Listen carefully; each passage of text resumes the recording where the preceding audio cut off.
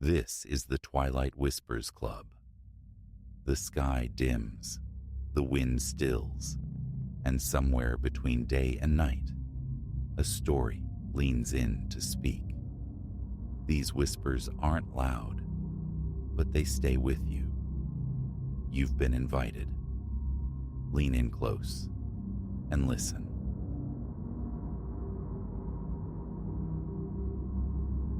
These plaster confines, meant only for shelter, have begun to breathe. Ilara hadn't sought communion with architecture, merely convenience, a perch near her workplace, a quiet corner that wouldn't bleed her finances dry. This compact space, nestled on the third floor of a venerable downtown edifice, seemed adequate. Its tall windows surveyed the ceaseless urban river below, a view she found strangely comforting, and the commute was blissfully brief. Initial impressions were starkly utilitarian. A previous occupant had wielded white paint with indiscriminate zeal, leaving behind the faint aroma of aged plaster and industrial cleaner. Nothing untoward, Ilara assured herself. She'd known older buildings, their quirks and groans, none harboring malice. That first night, optimism flickered. This place, she mused, might just be restorative. The shift began subtly, coinciding with her decision to banish the oppressive white. Peeling paint, initially dismissed as trivial imperfections near the living room corners, beckoned. Supplies procured, a pale cerulean hue envisioned to invite light. She embarked on the transformation one Saturday morning. Furniture draped and shifted, plastic sheeting unfurled, Ilara set to scraping, preparing the surface for adhesion. Minutes into the task, beneath the flaking white, anomalies emerged. Faint lines, deliberate traceries scored into the plaster. Pausing, she leaned closer. Not random fissures, but glyphs, intricate and unfamiliar, etched as if by a stylus, long dulled. Their precision felt unnerving, calculated. Curiosity, sharp and sudden, spurred her onward. With each section of paint surrendered, more symbols materialized, coalescing into a fragmented circular pattern near the baseboard. Her fingertips traced the indentations, cool and definite against the surrounding smoothness. Someone had invested considerable time here, carving this secret script before diligently burying it beneath layers of concealing paint. A tremor ran through her, part apprehension, part the thrill of unearthing the clandestine. More scraping revealed the sigils linked, a chain of arcane characters winding along the wall, punctuated by smaller scattered marks whose purpose remained elusive. She documented them with her phone, a digital breadcrumb trail for later investigation. Evening descended, weariness settling into Ilara's arms, paint dust coating her throat. She surveyed the living room, a chaotic landscape of paint chips and protective coverings. The partially exposed designs seemed to observe her, ancient eyes in the plaster. Seeking distraction, she let the television murmur while she consumed a hasty meal. Exhaustion promised deep sleep, yet around the stark hour of 2, she jolted awake, heart hammering against her ribs without apparent cause. No nightmare lingered, only a profound sense of disruption. Silence reigned, thick and watchful. Then it began, a faint rhythmic scratching from the wall just beyond her headboard, like fingernails drawn across stone. Not loud, but insistent. Scrape. Pause. Scrape. Pause.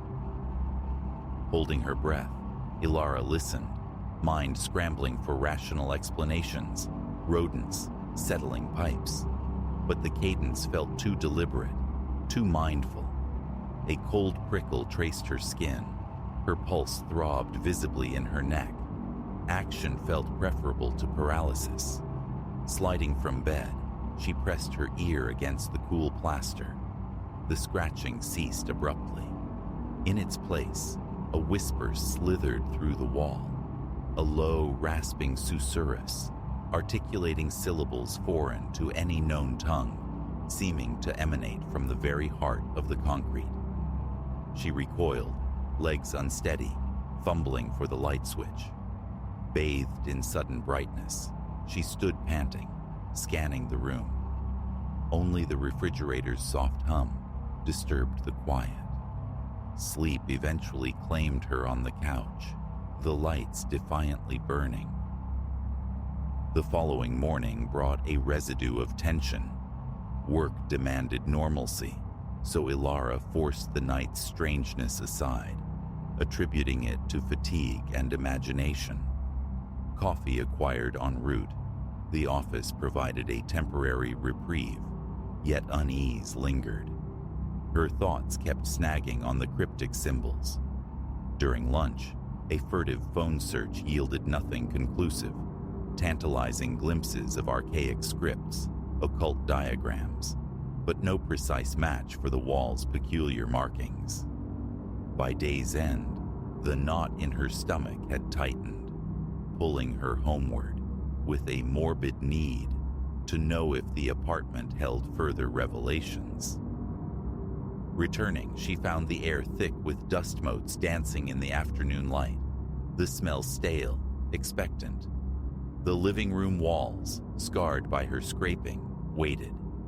In daylight, the mess seemed mundane. Attempting to shed her anxiety, she resumed her task. The deeper her scraper probed, the more intricate the carvings became. Larger sigils emerged, incised with forceful depth, interspersed with delicate, almost microscopic figures. It was a tapestry woven into the very structure of the room. A slight tremor afflicted her hands, yet compulsion overrode caution.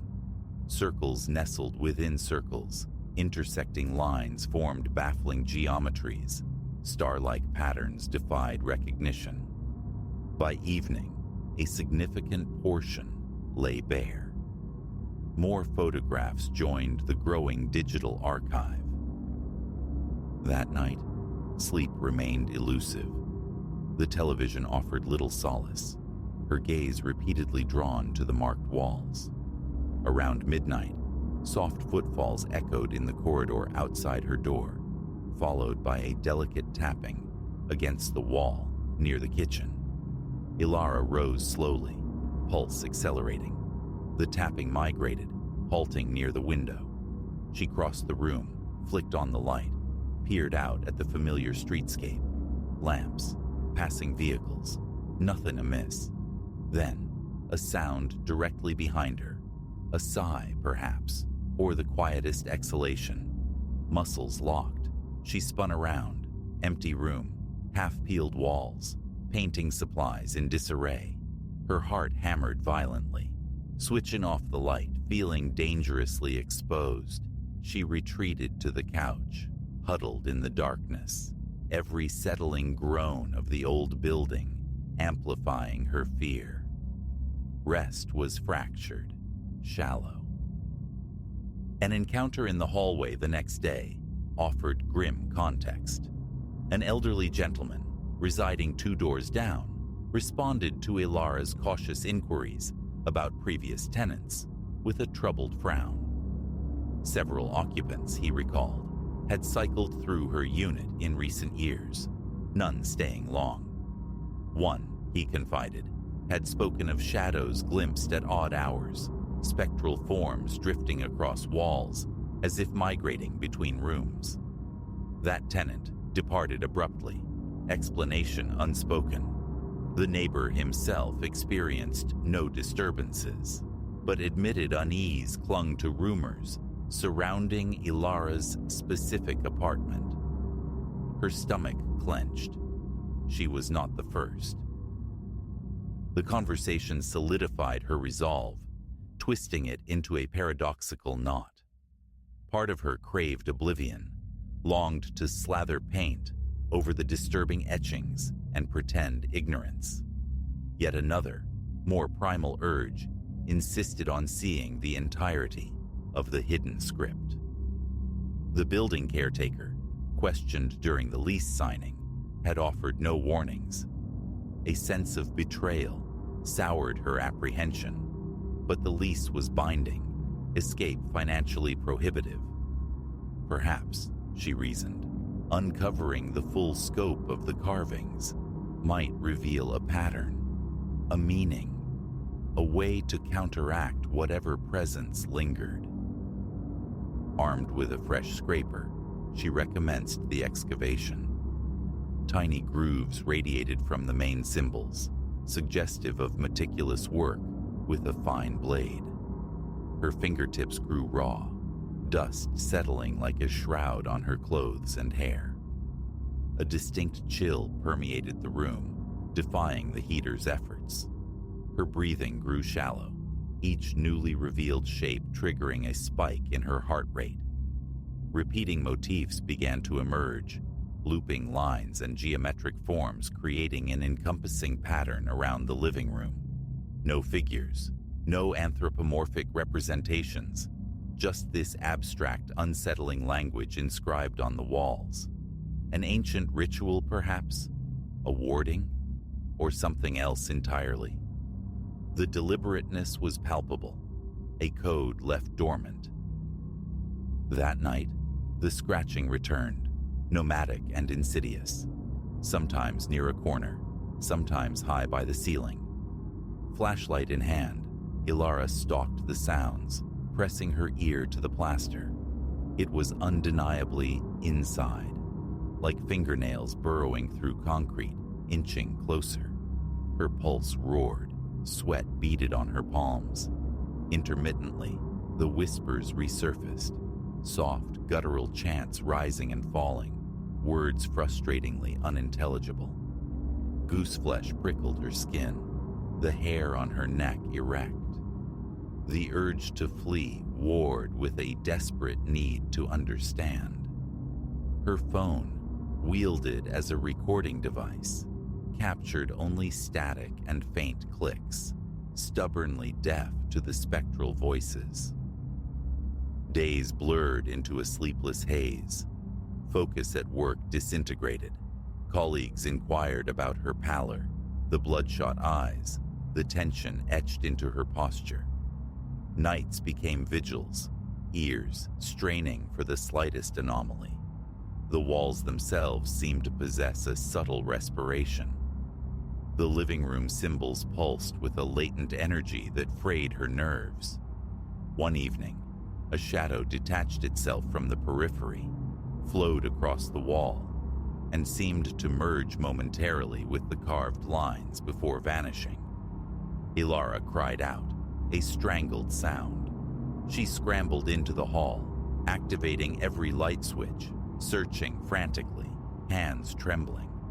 Nothing. Only the oppressive weight of emptiness. This was no figment. Something shared her space, aware and reactive. Further conversations with neighbors yielded fragments. A woman hesitantly shared an old rumor. The building, decades ago, allegedly hosted clandestine gatherings, rituals conducted by an obscure group. Tales persisted of hidden carvings, nocturnal ceremonies, voices murmuring from within the structure. She shrugged, uncertain of the veracity, but cautioned Ilara nonetheless. A call to the landlord proved fruitless. He feigned ignorance, dismissing her concerns about symbols and activity as products of an old building's character. When pressed, his denial faltered, a tremor of nervousness betraying him before he abruptly ended the call. A crushing pressure now settled in Ilara's chest upon entering the apartment. Every sound startled her. Music and headphones offered only partial insulation, against the relentless scratching, which intensified in darkness, burrowing directly into her consciousness, alongside the sibilant whispers. The feeling of being observed became constant, a tangible presence just behind her shoulder, always dissolving upon turning. Her hands developed a persistent tremor. Breathing grew ragged as dusk fell. Lamps burned through the night, but merely sharpened the shadows lurking in corners. One evening, driven by a morbid curiosity, she conducted an experiment. Entering the bedroom, she pressed her ear firmly against the shared wall, breathing slowly, waiting. Silence, then her own heartbeat. Finally, the scratching commenced, infinitesimally soft, yet seeming to approach, responding to her proximity. "Who's there?" she whispered, voice brittle. A pause stretched, thick with anticipation. Then, the reply. A rasping exhalation from the concrete depths, forming alien words in that harsh, guttural tone. She stumbled back, collapsing onto the bed, teeth chattering, struggling for breath. Communication, however fractured, had occurred. That night, the sensation of being watched intensified exponentially, becoming almost tactile, as if an unseen entity stood inches away. A movie flickered unheeded. Her gaze kept darting to the living room wall, catching fleeting movements at the edge of her vision, flickers of profound blackness shifting across the symbols. Her scalp tingled, nausea churned in her stomach. Sweat broke out across her skin. A desperate resolve formed. The symbols had to be concealed again. Whether this would appease or enrage the presence was unknown, but leaving them exposed felt like an open invitation. The next day saw her return from the store, laden with heavy-duty primer and more paint. Hours were spent meticulously applying the thick, viscous primer, filling every groove, every line, burying the carvings beneath an obliterating coat of white. She fought against the rising fear, the possibility of provoking something ancient and territorial. Faint groaning sounds seemed to emanate from the wall itself, a low vibration of protest. Her hands shook, but she persisted until the last symbol vanished. The room reeked of chemicals. Her head throbbed with fumes and tension. Tools stowed, she collapsed onto the couch, heart pounding, breath shallow, waiting through the tense hours until midnight. Surely, she reasoned, this entity fed on disturbance. Having disturbed it profoundly, she was now irrevocably marked. For a few hours, an unnerving silence settled.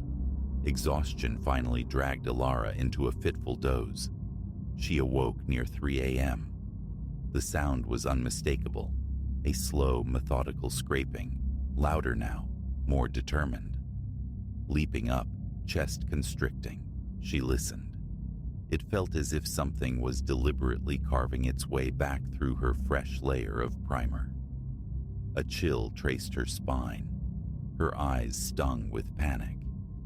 Snatching the flashlight, she ran to the living room wall. Faint hairline cracks spiderwebbed across the new paint, originating from within, as if claws were scoring the plaster beneath, seeking to re-expose the sigils. The beam illuminated flakes of primer beginning to lift. Then, abruptly, silence descended again, heavy and charged. Her body felt encased in ice. Now, Ilara exists within this cycle of dread. The presence in the walls is undeniable, its objection to concealment made terrifyingly clear. It permeates the living room, haunts her attempts at sleep. Every creak, every settling sigh of the building is a potential precursor. Calling for help feels futile. Who would believe symbols scratched into plaster could harbor such sentience, such malice? Yet the voices were real, the carvings imbued with purpose. The more she resists, the more palpable the entity becomes. Leaving means breaking the lease, a financial impossibility, yet staying chips away at her sanity. Sleep is a forgotten luxury. Her hands tremble whenever she enters the living room. A crawling sensation prickles her nape near the walls. Shadows writhe in her peripheral vision, coalescing into fleeting shapes that defy confirmation. How this ends is uncertain. What is certain is the walls will not remain quiescent. Painting over them again feels like daring the scratching to intensify, to break through entirely. Ignoring them allows the presence to linger, watchful, waiting. Trapped, Ilara feels inextricably bound to the symbols, to the entity whispering its alien litany, feeding on her escalating fear. It grows stronger with every flinch, every gasp in the dark. Each night is a new vigil, bracing for the inevitable, and the chilling conviction remains. Once unearthed, these symbols, and whatever guards them, offer no retreat. This thing does not intend to let her go.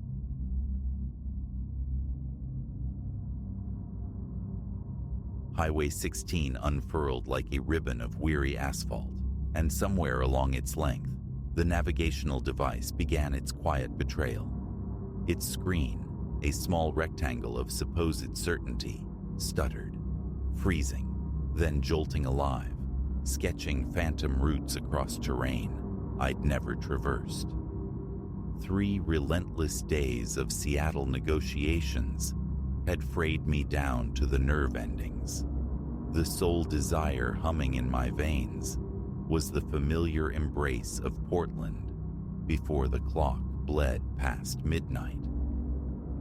The first tremor of true wrongness arrived via synthesized decree. Exit the main artery, bleed onto Route 107. A glance at the dash clock, 10:42 p.m. This deviation chafed against habit. My finger jabbed the unresponsive touchscreen mounted above the vents. The insistent blue trajectory remained, mocking my skepticism.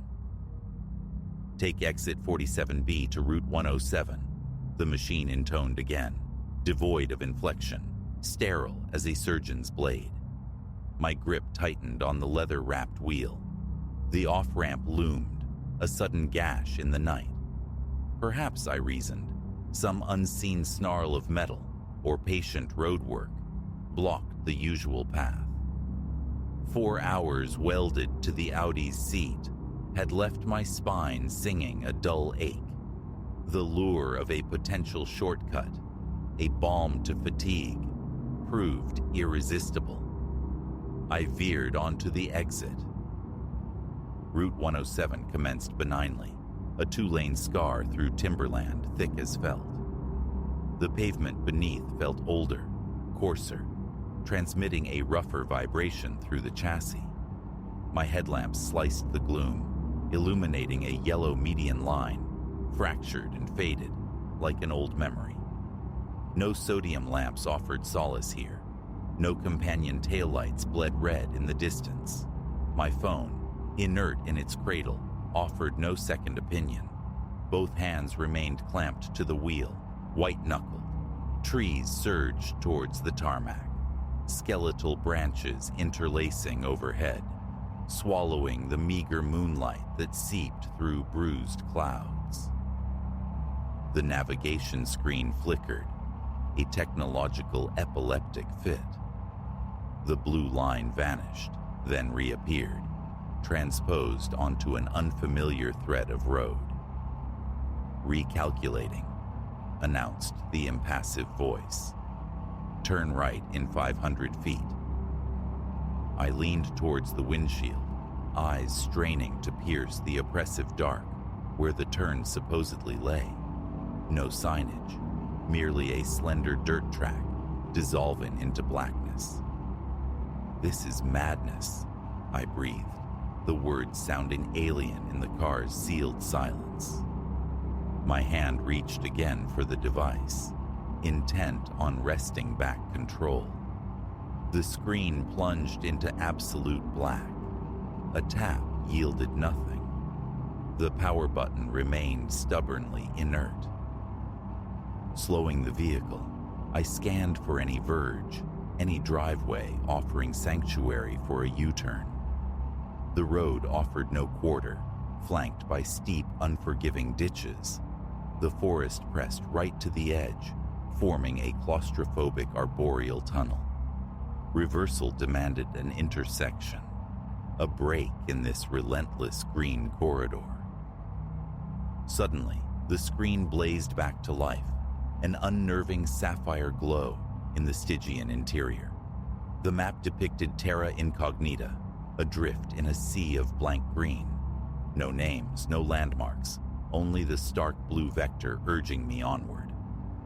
"Continue straight for 2.7 miles, the voice commanded, now subtly warped, as if transmitted across static-laden miles. I stabbed at the home icon. Futile. Attempts to zoom out met with glassy indifference. My headlights snagged on motion within the tree line, a branch swaying, surely. Yet the air hung utterly still, breathless. The road coiled sharply left. As the beams swept the curve, they grazed something pallid amongst the trunks, gone before my mind could sculpt it into form. Sweat slicked my palms against the steering wheel. Another flicker from the screen. The map dissolved into digital snow, then black, then resurfaced, placing me deeper still within that void of nameless green. "Turn right in 100 feet, the voice insisted, its texture degrading further, acquiring a ragged, buzzing edge. I disregarded it. The path ahead stretched clear, straight. My foot found the accelerator, urging the Audi past 60 towards 70. The engine's thrum filled the cabin, a desperate attempt to drown out the corrupted guidance. The headlamps faltered, a momentary dimming, yet enough to knot my stomach. A frantic check of the dashboard displays, all nominal. But they dimmed again, holding the fade longer this time. Darkness pressed against the glass like a physical weight, palpable. Something blurred across the road far ahead, too swift for definition, low-slung, like a running figure, but wrong, its motion defying mechanics. My foot spasmed towards the brake. The GPS screen strobed violently, white, black, white.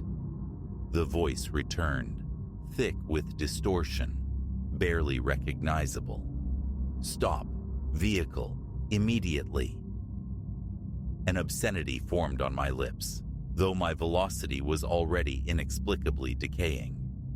The engine note soured, RPMs plummeting despite the steady pressure of my foot. The car coasted to a halt, stranded mid-lane. I twisted the key. The engine churned, a futile cough, refusing to catch. Again. Silence. The dashboard lights fluttered, then expired. Silence crashed inwards, profound, absolute. The kind city dwellers never know, heavy as velvet curtains. My own respiration roared in my ears, syncopated with the frantic drumming of my heart. The dead GPS screen became the sole illumination, its map replaced by scrolling glyphs and numbers I couldn't decipher, moving with blinding speed, casting ephemeral blue shadows across the dash. Movement drew my eye upward. The cabin's dome light pulsed erratically, on, off, random, meaningless. Other interior lights joined the spectral disco, strobing, fracturing the darkness, making my temples throb. A sound, scratching high on the roof, like fingernails dragged across sheet metal. It migrated, rear to front, pausing directly overhead.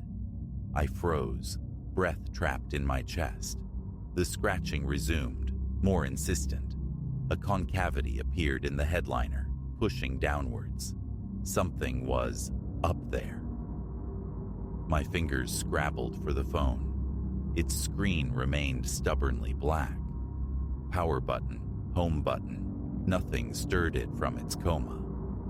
The scratching shifted, now scraping against the driver's side window. A primal command screamed, "Don't look." But my head turned, a traitor to self-preservation.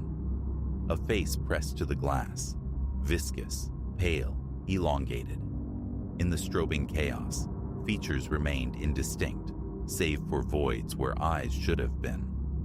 A choked scream tore from my throat. The visage vanished. Tapping commenced, all around the car's shell, like myriad fingernails drumming a frantic rhythm on the metal skin. The vehicle shuddered. The interior lights pulsed faster, a blinding staccato. Peripheral vision caught movement in the woods, tenebrous shapes slithing between tree trunks. More faces bloomed against the windows, pressing close. The tapping intensified, escalating to pounding. The GPS screen went berserk, cycling through colors: crimson, emerald, sapphire, stark white. The distorted voice shrieked, "Exit vehicle, now!" "Never," I whispered, hands trembling as I wrestled with the ignition key once more. The engine gave a strangled gasp, then died. A brutal impact struck the windshield, blossoming a spiderweb of fractures across the safety glass.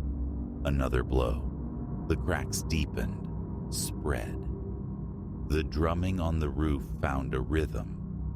Thump, thump, thump. A monstrous heartbeat. The dents in the headliner pulsed deeper with each concussion. A glance in the rearview mirror. Empty back seat. Then, not empty. A shadow coalesced there, blacker than the surrounding blackness. Shapeless, yet undeniably present and growing. The GPS screen detonated in a shower of sparks and glass shards rained onto the dash. The interior lights achieved peak frenzy, flickering so rapidly they blurred into a constant, nauseating glare. The shadow in the back seat flowed forward. I felt an impossible cold breath on the nape of my neck. My hand found the door lever. I threw myself outwards, hitting the packed earth hard, tumbling into the ditch. Grit and decaying leaves filled my mouth. Agony lanced through my shoulder. I scrambled upright, propelled by raw terror, and ran. No looking back. The strobing lights of the violated car cast frantic, leaping shadows among the trees. Whipping branches clawed at my face. Unseen roots snagged at my ankles. Behind me, a cacophony, the shriek of tortured metal as my Audi was rent asunder, punctuated by clicks, whistles, and guttural utterances that hinted at a language I prayed never to comprehend. I ran until my lungs burned like acid, until the frantic lights behind were swallowed by distance, until the only sounds were the desperate tattoo of my own feet on the dirt track and the ragged tearing of my breath. Ahead, a clearing emerged. Moonlight revealed derelict structures, the skeletal remains of some forgotten factory or mill. Broken windows gaped like vacant maws. Rusted metal surfaces offered dull, malevolent gleams. The choice was stark: the dubious shelter of the ruins or the relentless woods. The clicking and whistling pursued, closer now, articulating their alien wrongness. I chose the buildings. Sprinted across the exposed ground towards the nearest structure, its door hanging askew from a single tortured hinge. I squeezed through the opening into profound darkness, my eyes strained, pupils dilating, struggling to adapt. The air hung thick with the scent of dust and decay. Somewhere within, water dripped with metronomic slowness. My footfalls echoed unnervingly on the concrete floor. Finding a corner, I pressed my back against the cold, rough brick, forcing my breathing towards silence, listening. The external sounds ceased abruptly. Utter silence descended. Even the dripping water held its breath. A scraping noise directly overhead, something shifting on the roof. More scraping, closer now, from within the walls. They were encompassing the building. My phone vibrated in my pocket. Impossible. It was dead. Yet, pulling it out, the screen glowed. Not my familiar interface, but stark white text against a black void. Wrong turn. The screen flared once, brilliantly, then died again. In that fleeting illumination, I saw them, pouring through the shattered window frames, unspooling down the walls, reaching towards me with fingers impossibly long and thin. Flight again. Through Stygian corridors, up groaning metal stairwells, always ascending. They were behind, beside, above, their movement fluid, unnatural, hurting the eyes to witness. I burst onto the roof. Moonlight bathed the desolate panorama. Empty walls, vacant windows, decaying industrial sprawl stretching in every direction. No roads, no lights, no vestige of the world I knew. The GPS voice spoke, issuing not from any device, but from the air itself, from everywhere and nowhere. You have reached your destination. They emerged from the roof access hatch, hauled themselves over the parapets, coalesced from the shadows like smoke, given horrifying form. I retreated, stumbling backwards until my heel met the precipice. 4 stories of air lay between me and the concrete below. I looked down. Then I looked at the encroaching things. The choice was brutally simple. I jumped. The impact never arrived. Instead, my eyes snapped open. I was back in the Audi, on Highway 16. The navigation screen displayed my customary route to Portland. The dashboard clock read 10:42 p.m. My hands shook violently on the steering wheel. Exit 47B approached, its sign for Route 107 glowing unnervingly familiar in my headlights. The GPS screen flickered, just once. I drove past the exit, foot hard on the accelerator. I didn't stop, didn't slow, until the lights of Portland embraced me. The first thing I did upon reaching home was wrench the GPS from its mount and hurl it into the depths of a garbage bin. Now, I always take the circuitous route around that stretch of Highway 16. My eyes constantly flick to the rearview mirror, an ingrained, nervous tick. Sometimes, in the deepest hours of the night, I wake convinced I hear faint, clicking and whistling just beyond my window pane.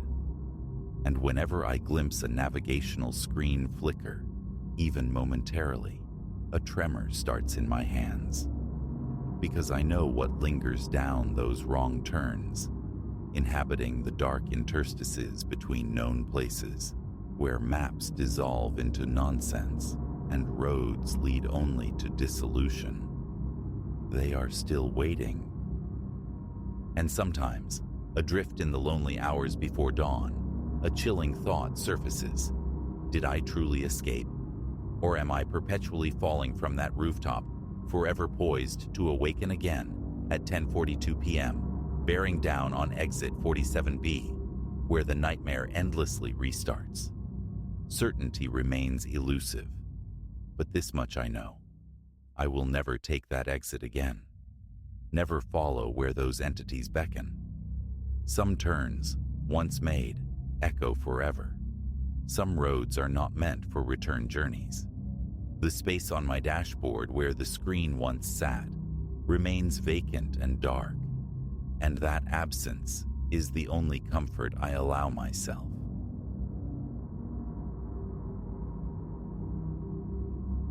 The camera's power indicator glowed a defiant 3% when I glanced down at 4:37 a.m. That precise minute remains etched, a timestamp dividing normalcy from the cascade that followed. I stood where the path entered Whispering Ash Preserve, tripod canted across one shoulder, spare power cells nestled securely within my coat. January's chill gnawed at any exposed flesh with its customary spite. This ritual was ingrained. Rouse at 3:45, a 40-minute drive to the preserve's edge, then the 2-mile trek towards Kestrel's Perch to await the sunrise with my lens. Amateur photography, my solace from the drone of selling financial securities. Capturing dawn's first blush, my particular obsession. Or so I believed, before that singular morning. Gravel scraped beneath my boots as I struck out onto the trail. My headlamp beam sliced a stark corridor through the enveloping blackness, occasionally glinting off reflective markers tacked to trees. Pine and damp, decaying leaf litter offered their familiar, earthy perfume to the frigid air. A delicate lacework of frost, spun overnight, gave the ground a faint, brittle resistance underfoot. The initial mile unspooled uneventfully. My breath plumed visibly. A steady burn began to climb my thighs with the trail's incline. A furtive check of my watch. 4:52 a.m. Good pace. With sunrise not due until 6:43, ample time remained to reach the perch, to scout the ideal composition. Disquiet began near the trail's bifurcation, where one fork angled toward Kestrel's Perch, the other descended toward the Hollow Creek path. Through the skeletal trees to my right, down the Hollow Creek way, an unusual luminescence flickered. My first thought, another early riser, a fellow photographer perhaps. Yet the light behaved erratically, pulsing with a contained, cerulean white intensity, akin to heat lightning trapped beneath the forest canopy, yet utterly silent. It pirouetted between the trunks, casting bizarre, elongated shadows that seemed to writhe upon the frosted earth. Instinct screamed, camera. Whatever this phenomenon, it promised an unparalleled image. I extinguished my headlamp, minimizing contamination, and raised the camera. Through the viewfinder, the lights resolved with greater clarity. They moved in geometries that mocked physics, splitting, coalescing, spiraling around ancient bark, ricocheting from bare branches, a silent arboreal discotheque. My hands trembled as I wrestled with the settings. ISO 3200 f2.8 shutter speed 1/160th. I fired off several exposures. The LCD screen, however, offered only impenetrable darkness, punctuated by indistinct smears of light. It was as if the lights existed just outside the spectrum my camera could perceive, phantoms refusing capture. Logic whispered possibilities. Ball lightning, some rare atmospheric plasma. But ball lightning doesn't weave patterns. It lacks intent. These lights moved as if imbued with consciousness, performing a pre-dawn ballet in the frozen woods. Proximity became imperative. Prudence dictated staying on the marked path, observing from afar. Yet 2 decades chasing light had taught me the finest captures rarely rewarded caution. Securing the tripod more firmly to my pack, I began angling through the dense undergrowth towards the spectral display. The terrain pitched sharply downwards here. My boots slid precariously on the frost-kissed leaves. I stumbled repeatedly, bracing myself against the rough, cold bark of trees. Ahead, perhaps 100 yards distant, the lights continued their hypnotic dance, maintaining their interval regardless of my pace. My respiration grew ragged, exertion warring with the cold, as sweat began to prickle beneath my thermal layers. Another glance at my watch. 5:14 a.m. The eastern horizon remained stubbornly black. Between the trees, the darkness felt absolute, save for those captivating luminous sprites. After another 15 minutes of cautious scrambling, I saw the lights cease their movement. They hovered now within a small clearing just ahead, pulsing with that same uncanny blue-white radiance. I sank behind a fallen, moss-covered log, raising the camera once more. The battery icon now blinked a critical 2%. Still, I had to try. The clearing swam into focus. The lights hung suspended about 6 feet from the ground, clustered like a swarm of immense, silent fireflies. Each orb approximated the size of a softball, yet radiated no discernible heat despite their brilliance. Indeed, the air seemed to acquire an extra edge of cold the nearer I drew. I depressed the shutter. The click echoed, obscenely loud in the profound stillness. The lights reacted instantaneously. They scattered wildly, like a startled flock, but instead of dispersing outwards, they began to spiral inwards with accelerating velocity, converging into a tight, incandescent column that stretched vertically from the forest floor to the highest branches. The fine hairs on my arms lifted. An audible crackle of static electricity charged the air. My camera's screen abruptly went black. Simultaneously, I felt the spare battery in my pocket surge with unnatural heat against my leg. I dropped both camera and battery instinctively, just as a piercing, high-frequency whine saturated the air, escalating until my teeth vibrated painfully in their sockets. What transpired next unfolded with bewildering speed, outpacing comprehension. The column of light detonated outwards in a blinding, omnidirectional wave.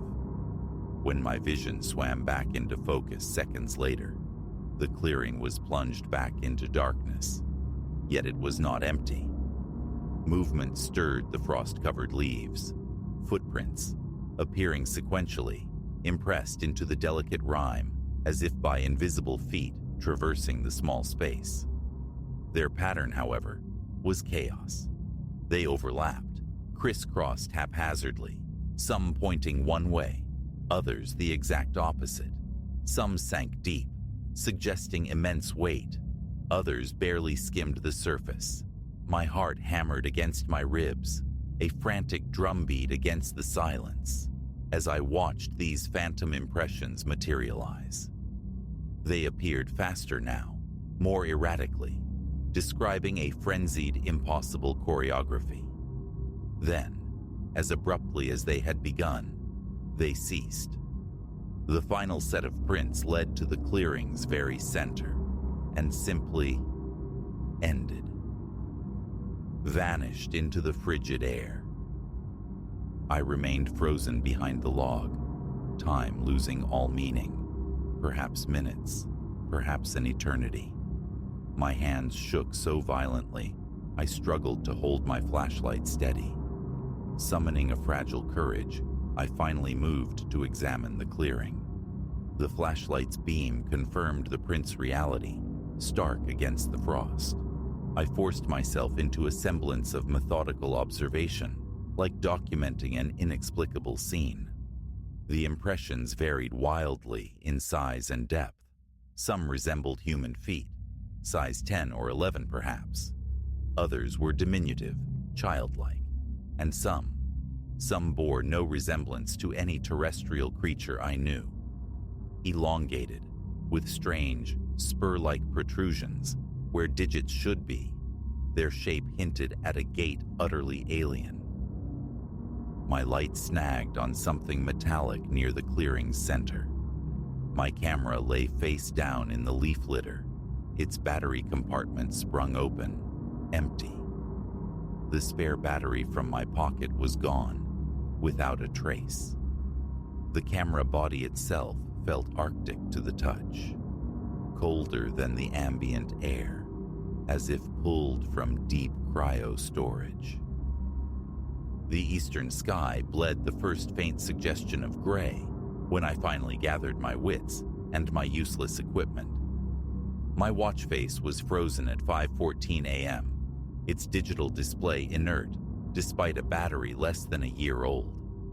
My phone showed 6:22 a.m., but the screen flickered intermittently, the compass app spinning in useless, frantic circles. One last survey of the clearing before retreating. The footprints remained, tangible yet ephemeral, already softening as the approaching dawn began to sublimate the frost. By the time the sun properly breached the horizon, they would be utterly gone. I possessed no photographs, no tangible proof, only the fragile architecture of memory. The hike back to the car was a hurried, nerve-jangled affair. I clung religiously to the marked trail, moving with clumsy speed in the strengthening light. Every rustle in the undergrowth sent jolts of adrenaline through me. Every shadow pooled between the trees seemed to harbor watching eyes. The woods felt subtly altered, a familiar space, subtly but profoundly rearranged. I reached the deserted parking lot just as the sun crested the eastern ridge, spilling gold across the landscape. My car sat alone, as I'd left it, but not entirely unchanged. Across the frost coating the windshield, a pattern had materialized. Not the random feathery crystals of natural ice, but a precise series of concentric circles, flawlessly rendered, interspersed with angular, unfamiliar symbols. Before I could retrieve my ice scraper from the trunk, the strengthening sun touched the glass, and the intricate design dissolved into rivulets of water, leaving only a fading mental image, like the details of a receding dream.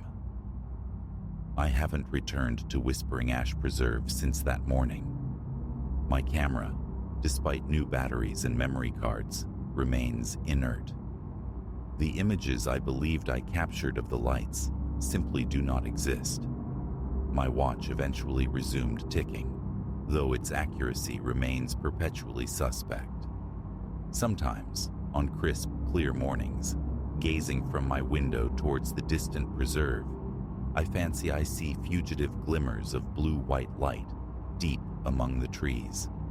I no longer feel the urge to investigate. Some phenomena resist documentation. Some enigmas are best left undisturbed. The insurance brokerage where I pass my days overlooks the preserve. During slow afternoons, my gaze invariably drifts to that expanse of trees, pondering what transpired in the pre-dawn chill. Rationalizations, plasma, swamp gas, collective delusion, crumble under the weight of the experience. The footprints were undeniably real. The frost patterns were undeniably intricate and strange. Last week, a new prospective client arrived, seeking coverage for his photography enterprise. He spoke of recent sunrise excursions into Whispering Ash, mentioning something peculiar. "Lights," he'd murmured, Down in the hollows, like nothing I ever saw. He inquired hesitantly if our policies extended to equipment damage caused by inexplicable electrical surges. I sold him our most robust package. I also gently suggested he might find sunset photography equally rewarding. Certain locales, I implied, are best seated to the darkness in those liminal hours before dawn, when the familiar world wears a different, thinner skin, and strange illuminations dance between the trees, leaving only questions and dissolving footprints behind. The tripod from that morning still resides in my closet. Occasionally retrieving it, I notice its metallic legs are unnaturally cold to the touch, even amidst summer's heat. And if one looks very, very closely at the alloy surface, faint etchings are visible. Minute concentric circles, interspersed with angular symbols, mirroring precisely the pattern that bloomed and vanished on my windshield. The thought of submitting it for analysis, of seeking expert opinion, arises periodically, but invariably I return it to the darkness of the closet. Some questions perhaps breed only deeper questions. Some mysteries persist, yet I keep the tripod, a cold metallic reminder that what I witnessed was not imagined, that for a sliver of time in a frost-rimed clearing, I brushed against something profoundly other. And somewhere, out in the unlit spaces between the trees, those lights continue their silent, inexplicable ballet, awaiting the next curious soul drawn unwisely towards their glow.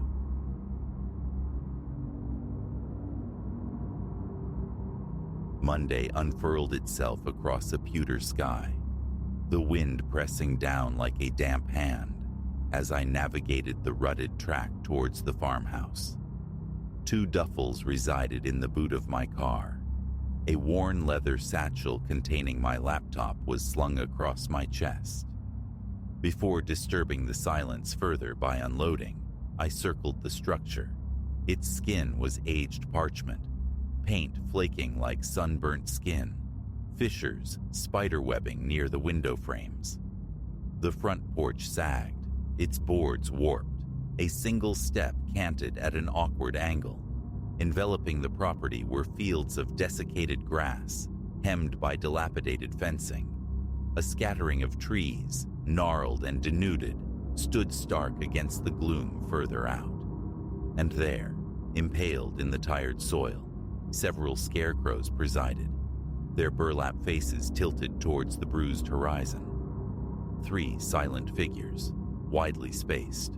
Ordinary enough, I thought, mere effigies against the vastness. My purpose here was solitude, the quiet necessary for weaving words.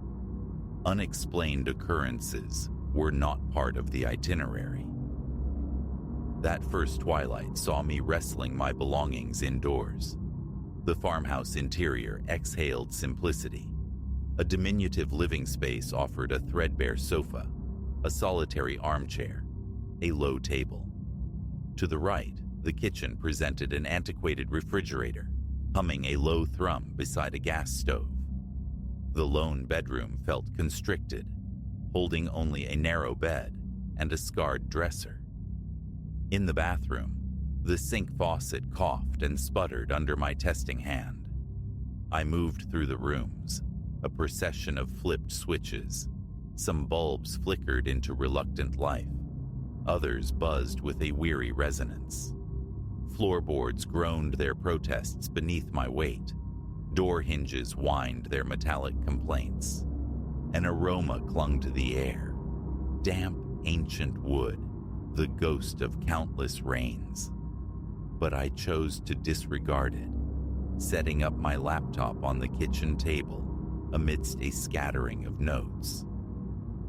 Later, as daylight bled from the sky, I returned to the porch, leaning against the railing. Its surface met my palm with the rough texture of splintered wood. My gaze swept the fields, searching the deepening obscurity for any deviation from the norm. Initially, only stillness reigned. The tall grasses shivered subtly. The scarecrows maintained their posts, static against the fading light. No flicker of movement caught my eye. No sound disturbed the quiet, save the faint susurrus of unseen leaves. Night deepened. Inside, immersed in the rhythmic clatter of keys, I froze. A distinct creak emanated from the front porch, the sound of weight settling on a loose board. Yet, peering through the window, revealed nothing but empty moon-washed planks. The porch stood deserted beneath a sky scrubbed clean of clouds, the air utterly still. I remained at the window, watchful. Again, the wood groaned, an impossible sound in the vacant space. Slowly, cautiously, I unlatched the door, scanning the immediate vicinity. No impressions marred the dust. No figure lingered. I secured the door, the bolt sliding home with a decisive click. Returning to my work, a new sound insinuated itself into my awareness, a faint, rhythmic dripping. I rose, tracking the source. The kitchen sink taps were tightly closed. The bathroom fixtures remained dry. Outside, no rain fell. I craned my neck, inspecting the ceiling for stains or damp patches. Nothing. Still, the sound persisted. Drip, drip, drip. Methodically, I opened cabinets, peered into shadowed corners, knelt to press my ear near the floorboards. The sound seemed embedded within the very walls, elusive, its origin undiscoverable. Defeated after a time, I retreated, attempting to tune out the maddening cadence, forcing my attention back to the screen. Sleep proved elusive that night.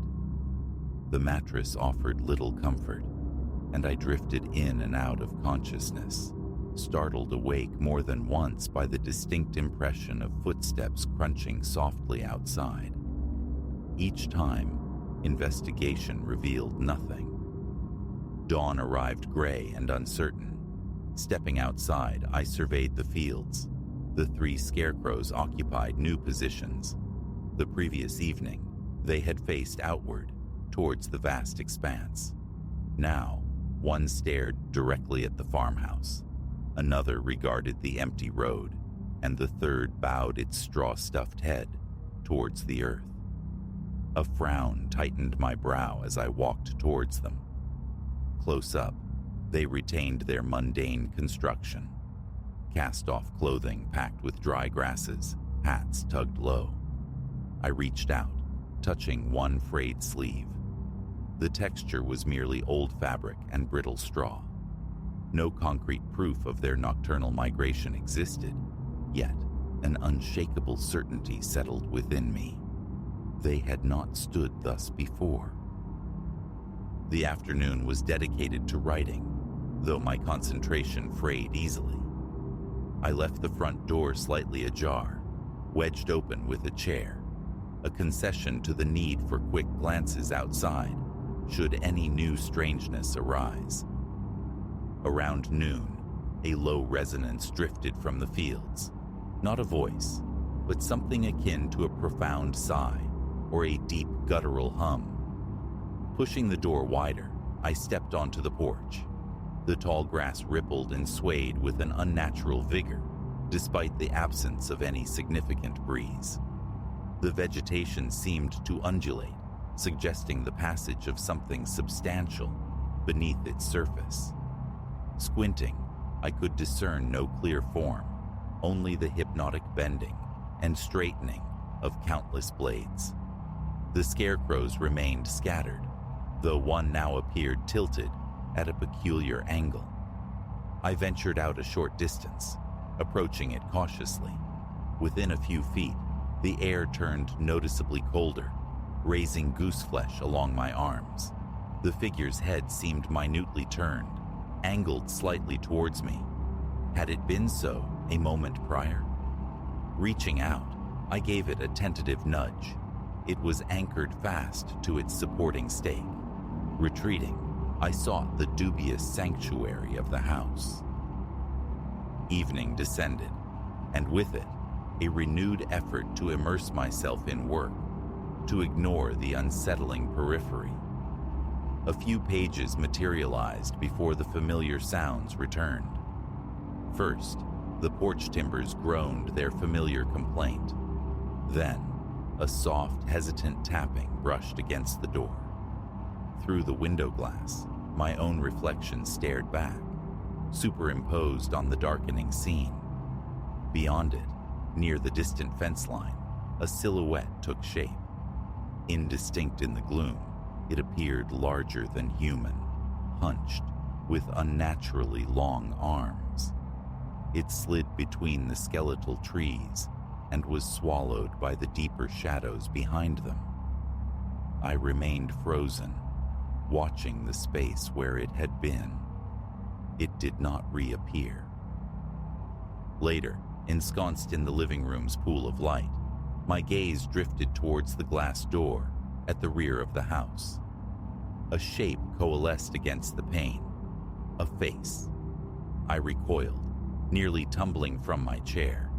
It was a pallid mask, vaguely translucent, the suggestions of eyes and a mouth blurred like condensation. It lingered for a heartbeat, perhaps two, then dissolved, leaving behind a fleeting patch of mist on the glass that vanished almost instantly. I scrambled to the door, wrenching it open. Emptiness greeted me. Stepping onto the small back stoop, I scanned the immediate area. The grass lay undisturbed. The packed earth bore no fresh prints. The night held its breath. I slammed the door shut, the lock clicking into place. Sleep was a fractured landscape, punctuated by the incessant dripping within the walls. Around midnight, flashlight in hand, I rose and prowled the house again, a restless investigator. Every corner probed, every surface scrutinized. I rapped knuckles against the walls, listening intently. The dripping maintained its steady, maddening tempo, neither louder nor softer. No puddles formed, no dampness revealed itself. Giving up, I returned to bed, tossing beneath the thin blankets, hearing the phantom footsteps outside, the porch's nocturnal lament. A sound like coarse fabric scraping against wood drifted through the thin walls. Once, a low groan echoed, less human than the protest of some immense weight shifting. Morning light filtered through the dusty windows. My first act was to check the scarecrows. This time, one had demonstrably advanced. It stood near an old fence post, no more than 20 yards from my front porch. Its burlap head seemed tilted upwards, its vacant gaze fixed upon me where I stood. A knot formed in my stomach. After a long moment of staring, I marched directly towards it. The tactile reality remained unchanged. Dry straw, worn clothes, the unyielding stake pinning it upright. Grasping its shoulder, I heaved, attempting to wrench it from the ground. It held fast, immovable. Frustration coiled within me. Defeated, I retreated indoors, pacing the creaking floorboards. A plan formed. Objective evidence. I positioned my phone on the windowsill, angling its lens towards the fields, initiating a video recording. Perhaps the night would yield its secrets to the unblinking eye of the camera. As an added precaution, I barricaded the doors with a clumsy arrangement of chairs and a small table. Every window latch was secured. Then, dimming the lights, I settled into the living room armchair to wait, a nervous energy thrumming beneath my skin. My foot tapped an anxious rhythm. Sweat beaded on my palms. My breath grew shallow. When the porch inevitably groaned, I snatched the flashlight, directing its beam through the window. The wooden planks visibly flexed, dipping slightly, yet remained utterly unoccupied. A scraping noise commenced along the exterior wall, like dragging branches, though no trees grew close enough. Moving to check the back door, I saw it again. The pale visage pressed against the glass. It lingered longer this time. Hollow sockets, the thin line of a nose, a closed mouth, features devoid of detail, like an unfinished sketch. The fine hairs on my arms prickled. My heart hammered against my ribs. I aimed the flashlight beam directly at it. The face remained impassive, unreactive, an ethereal stain upon the glass. "Who's there?" My voice cracked. No response. Pressing my hand flat against the door, I felt an unnatural cold radiating from the glass. Abruptly, the face vanished. I flung the door open. Nothing. Silence. The door slammed shut once more. Panic clawed at me. I fumbled for my phone. No signal. Stepping outside, I held the device aloft near my car, seeking a connection. Nothing. The fields lay inert under the moon. The scarecrows seemed to have withdrawn, appearing smaller, farther away. The hulking shape from the fence line was absent. No footprints disturbed the dew-kissed ground. A forced calm descended. I resolved to remain awake, to wait out the darkness until sunrise. Back inside, I sat sipping water, listening. The dripping sound waxed and waned, sometimes seeming intimately close, other times receding into the house's ambient sighs. Around 3 a.m, the deep exhalation returned from the fields, long and resonant. Peering through the window, I saw the grass stir again, ripples moving across its surface as if tracing the path of something unseen beneath. Waves of motion flowed toward the house, then receded. I checked the recording on my phone. Frame by frame, it revealed nothing anomalous. The scarecrows stood motionless. The fields appeared empty. Multiple viewings yielded the same frustrating result. Exhaustion mingled with rising dread. My head throbbed. Daylight, I decided, was necessary for clarity. At dawn, I walked the property perimeter, my shoes quickly soaked by the heavy dew. The scarecrows occupied their familiar positions, yet subtle alterations nagged at me. An arm angled higher, a hat tilted differently. Touching them confirmed only their mundane materials. I traced the fence line, the trees silent witnesses. The ground varied from soft loam to hard-packed earth. No tracks, no clues on the porch steps. Beneath the porch, only dirt, cobwebs, decaying leaves. The remainder of the day was spent meticulously searching the farmhouse itself. Closets, drawers, cabinets yielded their meager contents. Rusted tools, forgotten cleaning supplies, moth-eaten blankets, nothing inherently sinister. The dripping persisted, an internal pulse mocking my efforts. I located and turned off the main water valve. The sound continued unabated. Banging on the walls produced only falling dust, no hidden moisture.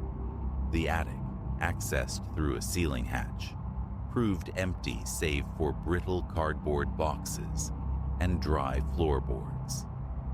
No leaks, no source. On the 4th night, exhaustion claimed me for a few hours. I woke near midnight, drenched in sweat, heart pounding. The porch creaked again, but this time rhythmically, insistently, the sound of pacing. Slipping quietly from the couch, I crept to the window. The boards rose and fell in a slow, deliberate cadence, actuated by an invisible walker. I flicked on the flashlight. The movement ceased instantly. Light off. A pause. The pacing resumed. A taunting game played by unseen forces.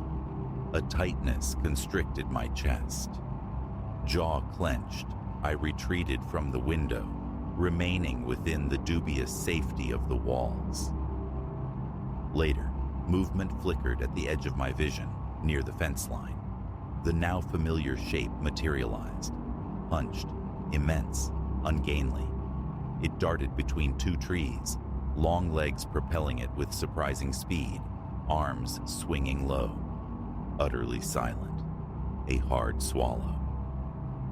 I watched from behind the glass, breath held captive in my chest, observing its disjointed sprints back and forth before it dissolved into the deeper ink beneath the branches. At some point, I must have drifted off again on the couch. The first rays of sun slanted through the grime-streaked windows when I awoke. The air felt thick, stale. Pushing open the front door, I stepped onto the porch. The scarecrow that had stood closest, the one near the fence post, was gone. Only the wooden stake remained, stark against the green. I walked to it. No remnants lay scattered nearby, no stray straw, no torn fabric. Turning, I scanned the fields. My eyes found the missing effigy near the far edge of the property, reunited with its brethren. 3 figures stood together now, a silent congregation. All faced the farmhouse. All wore their hats low, arms stiffly at their sides. A tremor ran through me. My legs felt unsteady. The decision was instantaneous. Pack, leave. The writing could wait, unfinished. Clothes were hastily stuffed into bags, the laptop secured. Locking the farmhouse door felt final. I loaded the car, casting one last look across the fields before getting in. Nothing stirred. The scarecrows stood impassive. The grass remained still. The porch was silent. No dripping sound reached my ears. The windows merely reflected the innocuous morning sky. The engine turned over, a welcome sound of normalcy. I drove away, watching the farmhouse diminish in the rearview mirror until it was consumed by the landscape. My eyes stayed fixed on the road ahead, scanning the trees flanking the track, but nothing moved. I left the farmhouse and its secrets behind. The groaning wood, the phantom drips, the shifting effigies, the spectral faces. Miles down the road, my phone chimed, signal restored. I didn't make a call. I just kept driving, hands tight on the wheel, eyes forward, deliberately erasing the memory of slow creaks, cold glass, and the soft sighing breath of the fields. Moving on.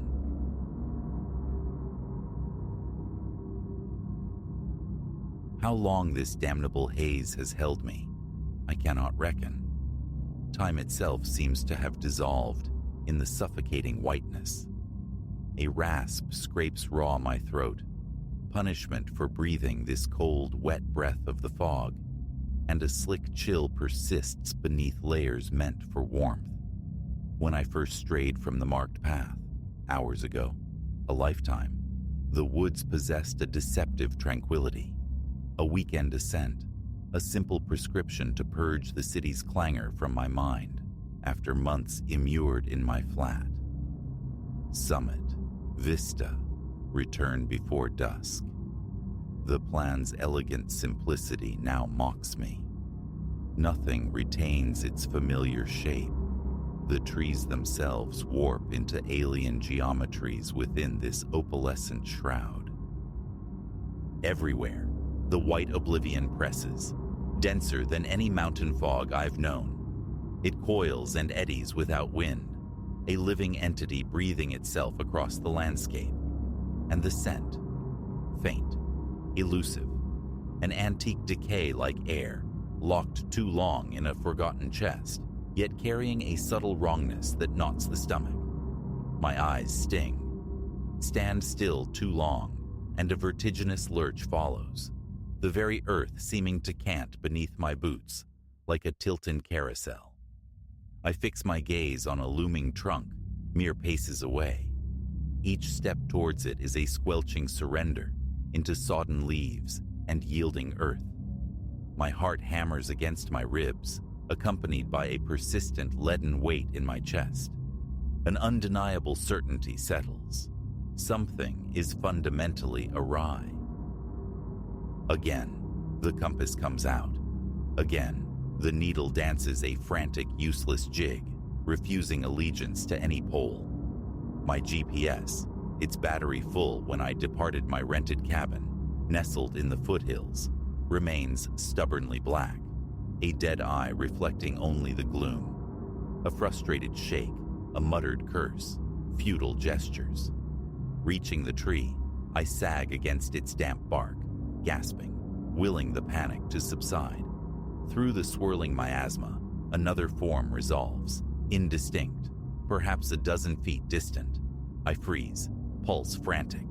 No sound escapes my lips. I simply observe. Tall, attenuated, hunched slightly forward. Its edges shimmered, frayed, then were devoured by the encroaching mist. Gone. A rapid blink fails to dispel the uncertainty. Was it truly there? These ephemeral conjurations of the mist, humanesque contours materializing only to dissolve, have haunted my periphery for some time now. Never solid enough, never present long enough for confirmation, before vanishing like breath on cold glass. A tremor works its way up from my knees. I propel myself onward, clinging to the desperate hope that the fog might relent further on. Instead, after wrestling through clutching undergrowth, I blunder upon it. A small cabin, a relic of graying timber slumped beneath a sway-backed roof, utterly incongruous, absent from any map I studied. Yet, in this moment, it represents the closest thing to sanctuary. The door groans open at my push. Inside, dimness reigns, light filtered through panes opaque with grime. A palpable quietude hangs heavy, thick with dust motes dancing in the gloom. My boots scuff across wooden floorboards, stirring the pungency of mildew and time-eaten textiles. An overturned chair sprawls near a table shoved askew. Leaning against the rough wall, I fight for breath, seeking equilibrium. My fingertips feel distant, numb. The cabin offers a paradoxical solace, deeply unsettling in its very unexpectedness. It has no right to exist here. My pack thuds to the floor. Water check. Enough if rationed for the night. I wipe sweat from my brow, forcing thought through the fog of fear. Dawn, leaving the little rental, exhilarated by the prospect of the climb. The city's relentless grind, the suffocating apartment. This escape to the mountains was meant to be restorative. Bitter irony. My gaze lands on a mirror nailed to the far wall, its frame chipped, the silvered surface tarnished. Approaching, my reflection is a mere silhouette against the murky depths. A trembling hand lifts, sleeve wiping across the dust. The image sharpens fractionally, and in that instant, a flicker in the periphery of the reflection, a pale formlessness drifting past the dirt-streaked window behind me. I spin around. Nothing. Only the oppressive stillness of the woods outside. Back to the mirror. Just my own wide, fearful eyes staring back from the dim cabin interior. On a narrow shelf, a clutch of papers, brittle leaves with edges curled like ancient scrolls. Journal entries, survey notes, words leap out, stark against the faded ink. Fog, readings impossible. Needle spins, night voices. A cold fist clenches around my heart. Another soul snared in this place. I riffle through them, the script descending into a desperate scrawl, ink blotched, letters leaning as if in flight. No dates, no names, only fragmented observations and complaints. No clue to an escape, if escape was ever achieved. Then, a sound from outside, a subsonic thrum vibrating through the soles of my boots, less heard than felt. Perhaps wind, yet no leaves rustle, no branches sway. It resembles, unnervingly, a distant droning chant. Ear pressed to the rough-hewn door, I listen. The sound recedes, then swells, a siren song woven from stillness, beckoning me back into the white embrace. My skin prickles. They desire my return to the mist. A hard swallow. Those fleeting shapes. They hadn't attacked, hadn't pursued. They merely lingered, just beyond comprehension, perpetually shifting. As if their purpose wasn't violence, but to shepherd me into perpetual aimless wandering until sanity frayed entirely. I slide down the wall to sit, knees drawn tight, focusing on the simple rhythm of breath. A plan. Without compass or GPS, perhaps the land itself holds the key. Downhill. Follow the gradient. Surely it must eventually lead back toward the foothills, the rental, the waiting car. Energy bars, flashlight, whistle. Inventorying my meager resources offers frail comfort. The flashlight, at least, casts a reassuring beam. I sweep it around the cabin's confines. It lands again on the mirror. For a sliver of a second, movement within the glass. The reflected passage of someone behind me. I scramble upright, light beam slashing wildly. Empty space, just decaying wood and fractured furniture. Staying is impossible. The cabin walls suddenly feel suffocatingly close. My breath comes in shallow rasps. Grabbing my pack, I push back out into the fog's clammy welcome. The humming voices have subsided, now a distant but insistent murmur. Choosing a direction, trusting gravity, the only reliable guide left, I begin to move, carefully navigating the downward slope. With every step, briars snag like grasping fingers. Wet leaves betray my footing. The thudding in my ears drowns the forest's silence. To my right, a shape condenses from the vapor. Tall, featureless, unnaturally still. My flashlight beam hits it. It dissipates like smoke. I stagger backward, nearly fumbling the light. The chanting surges, louder now, its source maddeningly diffuse. Press onward. Minutes stretch into an elastic eternity. White vapor clings to my eyelashes, blurring the world. Nausea churns, dizziness waxes and wanes. Sweat, then shivering, then sweat again. My ears pop. A head shake offers fleeting clarity. Still, step follows laborious step. Stumbling over a fallen log, I concede the need for rest. Blind progress is no progress at all. Muscles scream protest. Tilting my head back reveals no sky, only the infinite, depthless white.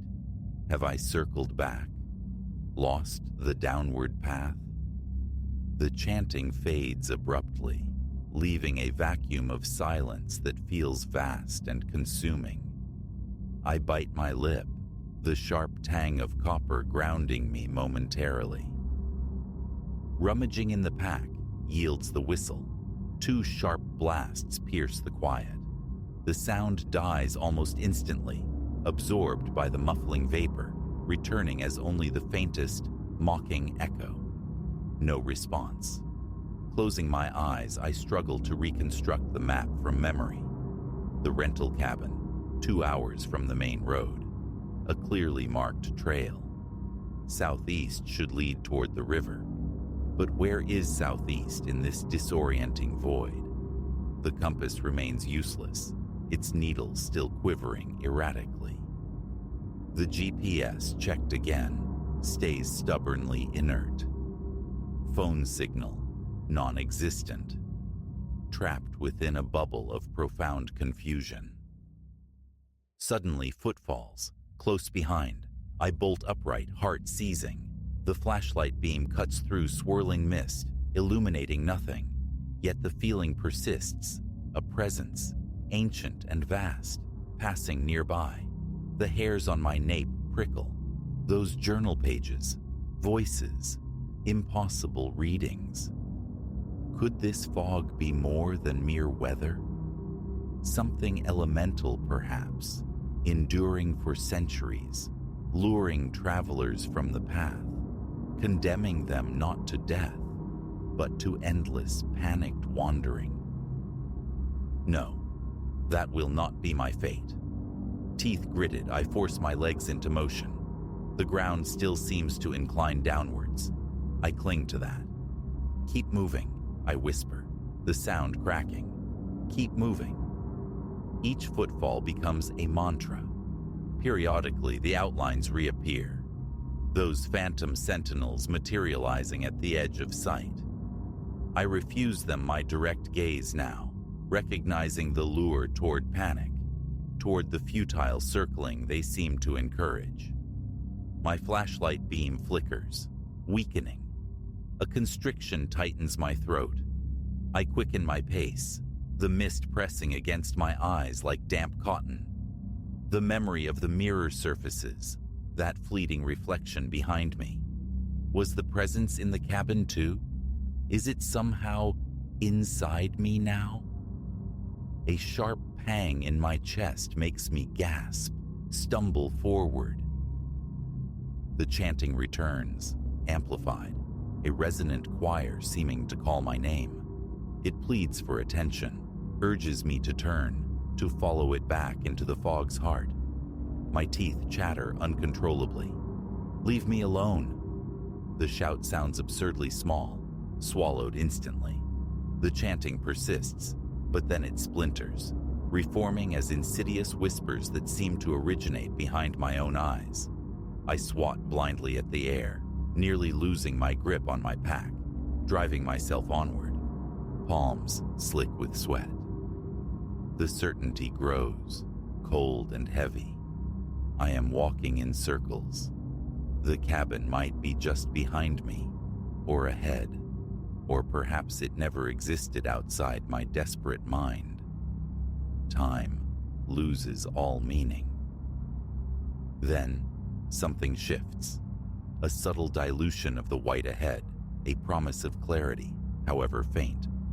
My heart leaps. I lurch toward it, forcing through a thicket, branches scraping, tearing at my jacket. Breath comes in ragged bursts.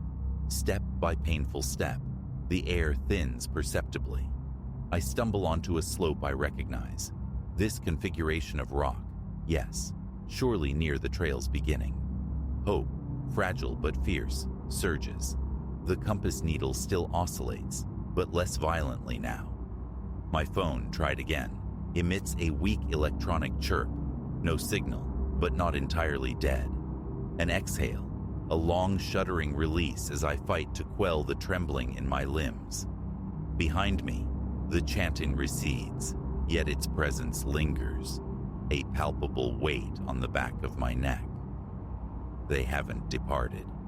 They've merely loosened their grip, allowing the illusion of escape. 10 more minutes of determined walking, and a familiar landmark. A great fallen pine I'd noted hours ago, in another lifetime. Relief, raw and overwhelming, threatens to buckle my knees. I am close. My head still throbs, but the world is regaining its solidity, its color, the vibrant green of moss, the rich brown of damp earth. The oppressive whiteness is retreating, though ghostly tendrils still writhe at the edges of my vision. I want to laugh, or perhaps weep. My body is a symphony of aches, drenched in cold sweat. I glance at my phone again. The battery icon flickers weakly back to life. My watch compass wobbles, then hesitantly settles, pointing somewhere vaguely consistent. Not safe, not yet, but closer. Rising stiffly, I take a few tentative steps, then instinctively check the reflective crystal of my watch. In that tiny curved glass, my own face stares back, pale and haunted. And behind it, just at the periphery, something shifts. A faint, indistinct outline drifting amongst the trees in the reflection. My breath catches. I jerk my arm down, heart pounding. The shape in the watch face is gone, but the knowledge remains, cold and sharp. It is still with me. Even here, beyond the densest shroud, the presence clings. A spectral afterimage haunting reflections. I cannot be certain it isn't following me still, back towards the mundane safety of the rental cabin, back into the fabric of my life. Limping downhill, I find myself constantly glancing over my shoulder, ears straining for the return of those whispers. I have broken free from the fog's deepest embrace, for now.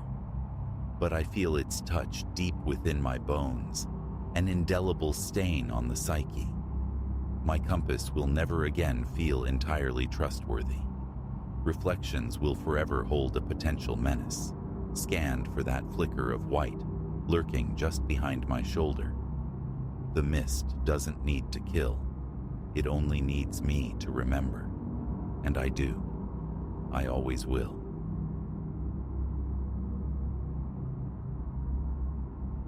The urge to simply flee the theater that night was a palpable thing, a weight settling in my bones.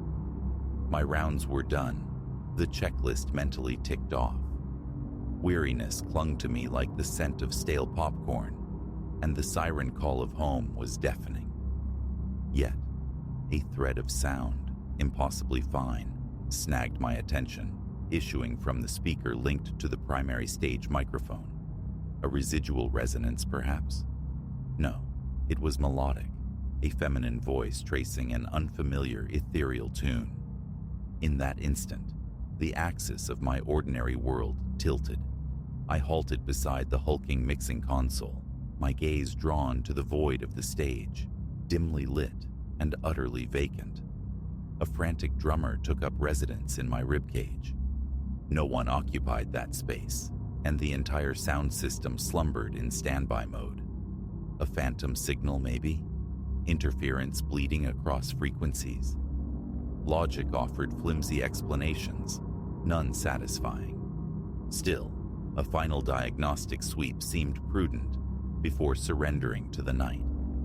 Midnight beckoned by the time I concluded, scrutinizing every connection, every input jack. Nothing.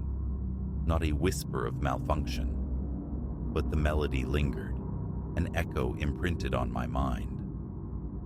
Returning the following afternoon for the pre-show rituals, I found the familiar solace of solitude. Being the first arrival was standard. I functioned best without the static of small talk or inquiry. Power amplifiers hummed to life. Microphone capsules were tested. The theater held its breath, offering only silence. No crackle, no spectral voices. The evening's performance unfolded without incident. Afterward, during the quiet industry of breakdown, I moved across the stage, methodically coiling serpentine cables, securing loose ends. The heavy back door clanged shut and locked. The main stage lights blinked out, plunging the vast space into deeper shadow. Descending once more to the sound booth for the final shutdown sequence, I heard it again. The same disembodied voice, but the tune had shifted, morphing into a cascade of distinct, haunting notes. A visceral tremor traced the nape of my neck. My skin felt suddenly taut. Swallowing against a dry throat, I fought for composure. From the booth's controls, I reignited the stage illumination. bathing the crimson curtains in stark light. My eyes swept the auditorium. Empty velvet seats stared back. Barren aisles stretched into darkness. The stage itself remained deserted. Yet the sound persisted, undeniably emanating from the monitor speakers flanking the console. The fine hairs on my forearms lifted. A band tightened around my chest.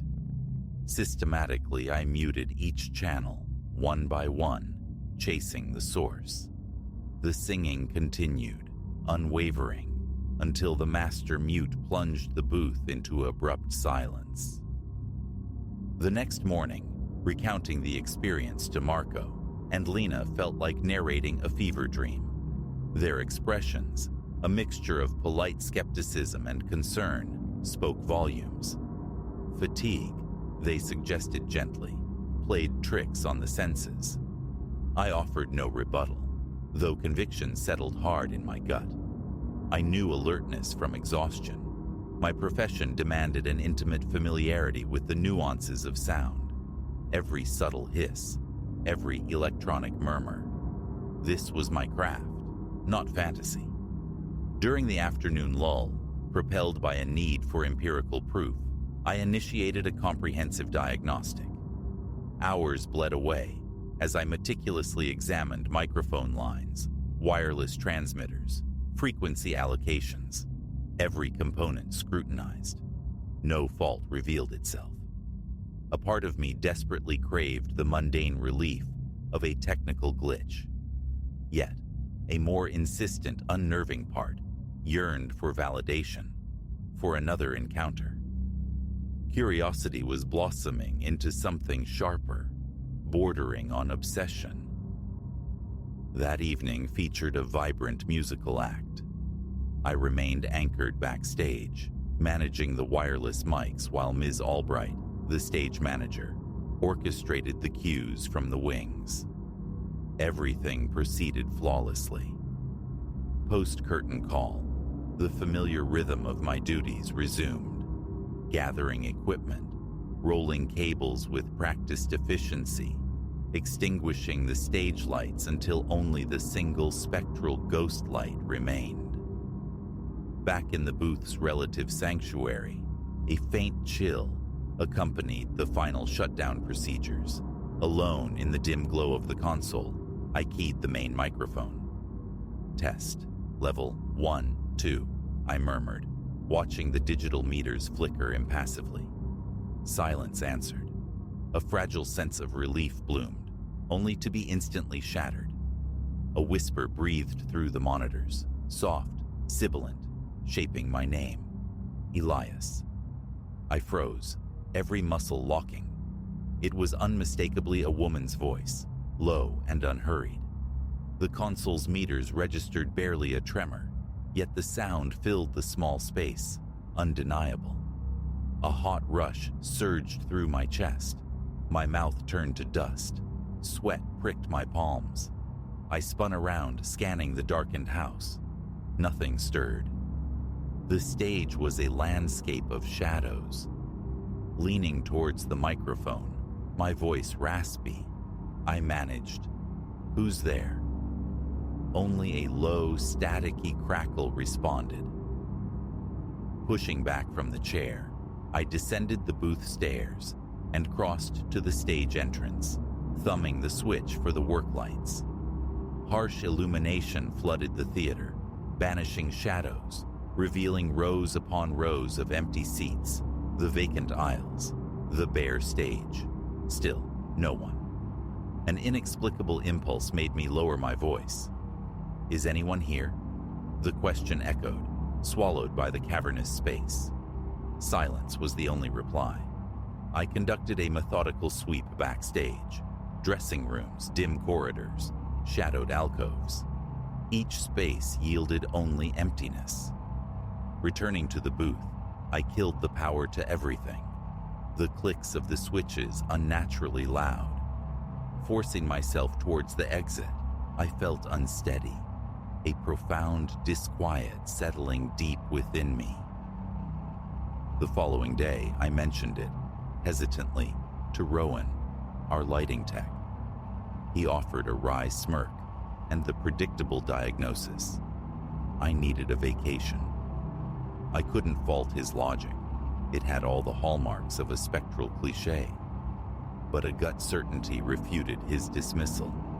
Something was fundamentally askew within these old walls. That evening, I arrived deliberately early, a nascent investigator.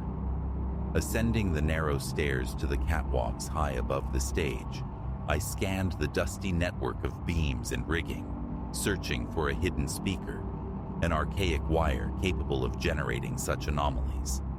I found only decades of accumulated grime, defunct fixtures, and tangled nests of forgotten cable. Nothing remotely explanatory. Around 5, Ms. Albright arrived, briefing me on the night's performance. A modest play, low technical demands. I kept my unsettling observations locked behind a neutral expression. Throughout the show, I remained tethered to the sound console, ears straining beneath the dialogue and sound cues. Everything functioned perfectly. Later, enveloped in the post-show quiet, the routine commenced once more. Clearing the stage, securing microphones, coiling cables, dousing the lights. Near 11, back at the console, checking a final patch connection, the air grew thick, charged with an almost electric tension. Then, the hum returned, faint at first, but undeniably present. I activated the monitors. The sound swelled, coalescing into that strange, familiar melody. A peculiar vibration resonated deep in my chest. My gaze fixed, unblinking, on the darkened stage. Attempting to isolate the source, I brought up a single channel fader. Instead of the melody, a whisper feathered through the speaker. "Come here." A full-body jolt shot through me. My teeth ground together. A sheen of cold sweat broke out on my forehead. The urge to cry out warred with a paralytic stillness. The voice repeated, softer this time, yet infinitely more compelling. "Come here." Its tone was gentle, almost beckoning, but it coiled like ice in my stomach. I pushed away from the console, the chair scraping loudly. Descending to the main floor, my heart hammered against my ribs, a frantic bird trapped in a cage. My legs felt like unreliable strangers. I moved down the center aisle, eyes locked on the stage, a maelstrom of questions swirling in my head. What magnetism drew me forward? Why this irrational compulsion to obey? The voice murmured my name again, Elias. So faint it was almost lost in the ambient hum of the building. My footfalls echoed as I stepped onto the stage planks. The floorboards groaned under my weight. Darkness reigned, save for the lone ghost light casting long, distorted shadows backstage. My eyes traced the heavy velvet curtains, the thick ropes disappearing into the fly space, the painted backdrop. All seemed static, yet an intuition, sharp and primal, insisted on unseen movement nearby. Slipping behind the main curtain, I navigated past skeletal set pieces and a dust-shrouded upright piano, silent for years. The voice ceased. I stood motionless, listening intently, straining to catch anything beyond the low thrum of the building's ventilation. My pulse pounded a heavy rhythm in my ears. Then, a soft, breathy laugh drifted from the stage-left darkness. I spun, stumbling over a coiled power cord, fumbling for the small flashlight clipped to my belt.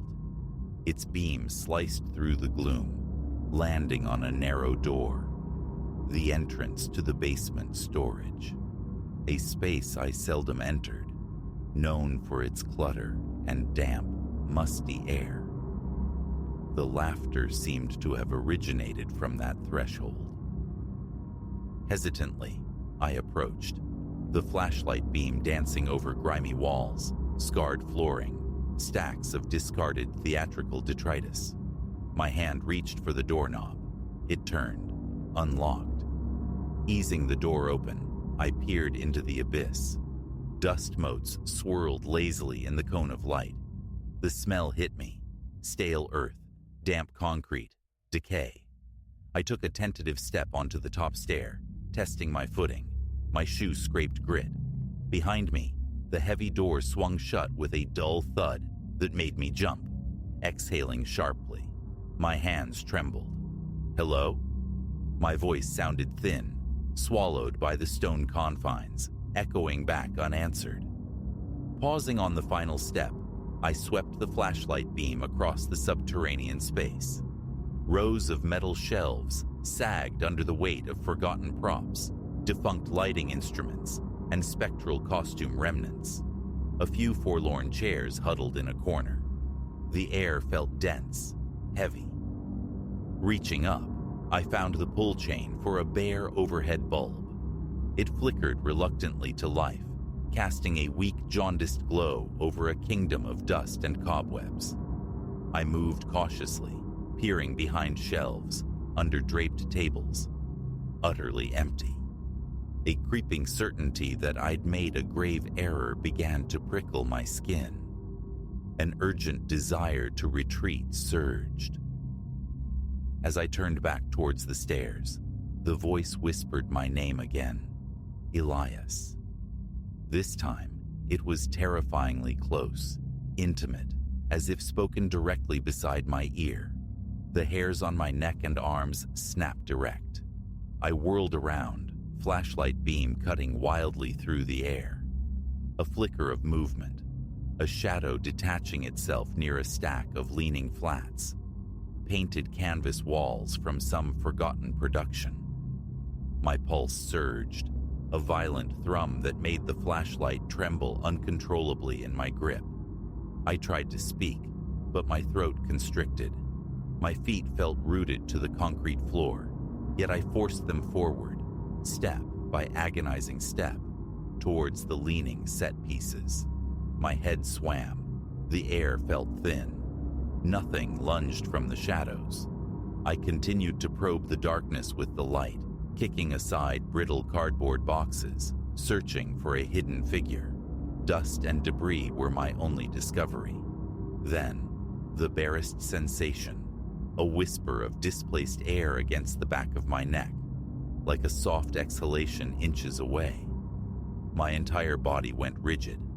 I spun again, the flashlight beam painting frantic arcs across the floor. One word materialized from the silence, breathed rather than spoken, so quiet, I almost doubted my senses. Stay. My knees buckled. Vision swam. There was no one, yet the sound was irrefutably real, bypassing my ears to resonate directly in my bones. I stood frozen, struggling for breath, trying to anchor my reeling thoughts. My own heartbeat hammered like a drum against my eardrums. I was slick with sweat. Escape. The thought became an imperative. Fumbling for the pull chain, I extinguished the weak bulb, plunging the basement back into near-total darkness, relieved only by my flashlight's beam. I scrambled up the concrete steps, yanked the door open, and stumbled back into the backstage area. The familiar space seemed alien, charged with potential threat. Every shadow seemed poised to move, but nothing materialized. Placing the flashlight on a nearby shelf, I crossed the stage, reached the basement door, and twisted the lock firmly behind me, deliberately ignoring the faint, lingering resonance of that final word. I didn't pause at the booth. I powered down the remaining systems with frantic haste and bolted through the main lobby doors into the indifferent night air. Locking up properly was an afterthought I couldn't afford. My hands refused to stop shaking until I was barricaded in my own apartment. The sounds of the city, a thin shield against the silence I'd fled. The subsequent days were lived on a knife's edge. I engineered reasons to avoid being the last one in the theater, though the demands of the job often made solitude unavoidable. When forced to close up, I moved with unnatural speed, performing my final checks on the console, coiling cables with tense efficiency. One evening, seeking refuge in noise, I set my phone to play music softly, a barrier against the silence and its potential occupants. It proved a futile gesture. Minutes into my routine, the music abruptly ceased. A glance at my phone confirmed it was still powered on. The audio inexplicably paused, and then, bleeding through the monitors, clear as sculpted ice, the female voice. "Don't ignore me." My hands clenched, nearly fumbling the phone. My breath grew shallow, rapid. "What do you want?" The question escaped me in a low mutter, feeling absurdly theatrical, addressing empty space. The voice shifted, seeming to originate from directly behind my chair. "Follow," it commanded. My heart leaped, threatening to crack my ribs. Hesitantly, I moved towards the stage door, scanning the dimly lit hallway. Empty. The long backstage corridors stretched away into pools of darkness. I paused at the threshold, torn. Every instinct screamed for flight. Yet, a deeper, more perilous curiosity urged me onward. I crept through the backstage labyrinth, footsteps muffled on the worn floor, senses hyper-alert. A low, resonant hum materialized, like a single sustained note sung by a distant choir. It seemed to emanate from the stage-left area, pulling me forward. I followed the sound, navigating around stacked crates and rolling racks draped in ghostly costumes. The hum led me to a specific point, then abruptly vanished. A locked supply closet tucked away in a less trafficked corner. I tested the knob, firmly secured. A spike of frustration, sharp and unexpected, pierced my fear. An urgent need to know what lay behind that door bloomed within me, but I possessed no key. Reluctantly, I retreated, abandoning the quest for the night. Back in the booth, I gathered my backpack, the unanswered questions about that closet echoing louder than any spectral whisper. It was merely storage for obsolete sound equipment, a room I'd never had cause to enter. Tomorrow, I resolved, I would ask Ms. Albright for the key. Sleep offered little respite that night. The disembodied voice replayed in my mind, a relentless loop. The following morning, feigning nonchalance, I requested access to the supply closet from Ms. Albright. She retrieved a small tarnished key from a cluttered drawer, handing it over with an indifferent shrug. "Need something specific?" she inquired mildly. "Just doing a quick inventory check," I lied, the words feeling clumsy on my tongue. I waited, nerves thrumming, until the theater emptied again that night, craving absolute solitude for this next step. Anxiety warred with that strange, insistent pull towards the locked room. Around 10, key clutched tightly in my hand, I walked the now familiar path. The air in the corridor was sharp, with the smell of fresh paint from a newly touched-up set piece. My own footsteps sounded unnervingly loud on the concrete. My heart hammered a frantic rhythm. Reaching the door, I inserted the key. The lock yielded with a decisive click. Pushing the door inward, I fumbled for the light switch just inside. A single naked bulb sputtered to life, illuminating a cramped, dusty space. Shelves lined the walls, burdened with the ghosts of technology past. Ancient mixing consoles, skeletal microphones with frayed cords, Gordian knots of cable. Several large road cases sat squatly on the floor, veiled in thick dust. I stepped inside, moving slowly, scanning the clutter. Nothing seemed overtly disturbed or out of place. No obvious source for the phenomena. Then, the overhead bulb flickered erratically. A distinct chill traced patterns on my arms, accompanied by an odd, compressive pressure in my chest. The hum returned, subtly at first, then growing, seeming to resonate from the very walls of the closet itself. It was low, pervasive, filling my ears. Drawn to one of the larger cases, I unlatched it. Inside lay a vintage mixing board, its surface coated in grime, nestled amongst coiled wires and small boxes of spare fuses. My eye caught a roughened patch on one corner, tape peeling away to reveal crudely scratched letters. A name, rendered illegible by time and wear. As I squinted at it, the hum intensified, vibrating through the floor, igniting a fresh surge of adrenaline. I glanced back at the open doorway. The corridor beyond remained empty, silent. Speaking into the confined space, my voice barely above a whisper, I asked, "I'm here. What is it you want me to see?" The hum abruptly ceased. Silence descended, thick and watchful, broken only by the ragged sound of my own breathing. And then, directly behind me, impossibly close, a soft, drawn-out sigh. I spun around, instinctively raising my small flashlight, its beam cutting through the sudden darkness. The overhead light had extinguished completely. A hushed whisper followed, formless words I couldn't decipher, yet felt as a warm, intimate presence against my ear. My body locked in tension. A primal urge to flee surged through me.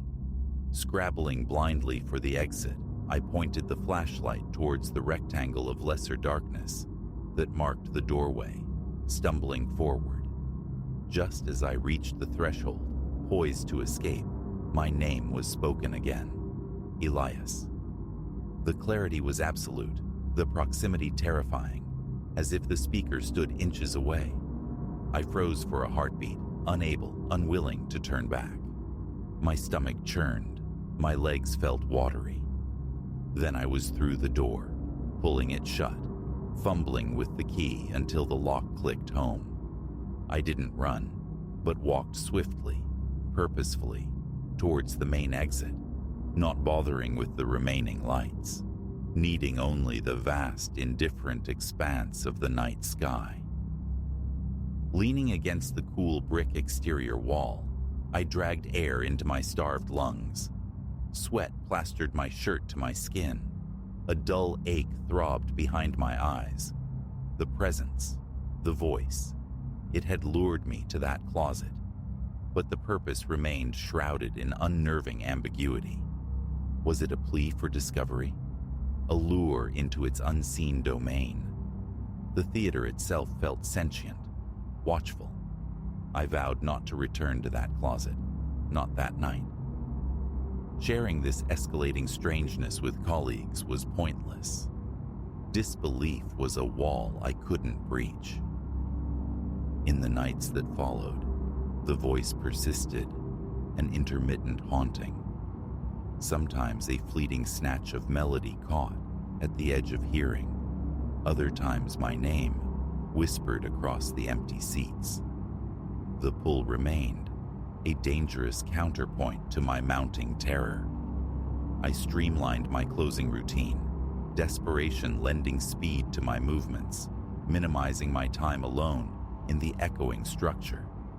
Yet, tension became my constant companion, coiling tight in my muscles whenever the last staff member departed. Each time the voice manifested, the dry mouth, the sickening lurch in my gut, the frantic rush of blood in my ears, the fear was fresh, acute.